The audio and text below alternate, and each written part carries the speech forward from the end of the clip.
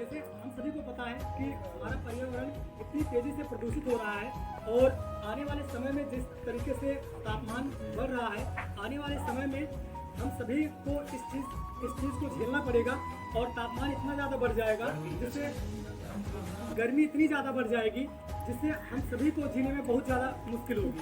तो उसी पर पहले हम आपको एक छोटी सी कविता सुनाते हैं कि शहर से पलट कर कभी तो गांव ढूंढोगे, बना लो महल कितने लेकिन कभी तो पेड़ों की छांव ढूंढोगे।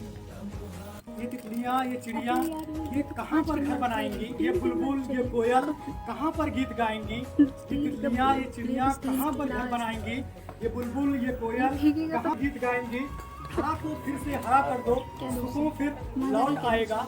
धरा को फिर से हरा कर दो, सुकून फिर लौट आएगा।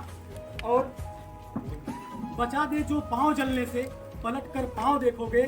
शहर से पलट कर तुम कभी तो गांव देखोगे। और बना लो महल कितने भी लेकिन कभी तो पेड़ों की छांव देखोगे।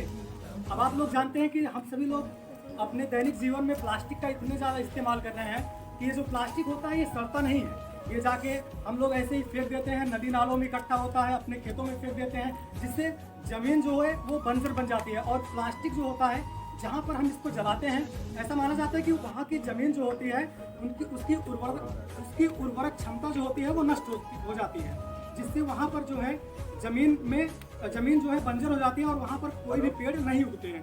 तो इसलिए कहते हैं ना कि प्लास्टिक से बनाओ दूरी, कभी ये तुम्हारा जान ले लेगी। प्लास्टिक से बनाओ दूरी, कभी ये तुम्हारा जान ले लेगी।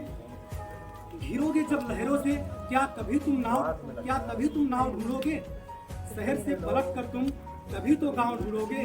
और बना लो महल कितने लेकिन पेड़ों की छांव ढूंढोगे। और हम सभी को जरूरत है कि अपने पर्यावरण की तरफ से जागरूक होने की, क्योंकि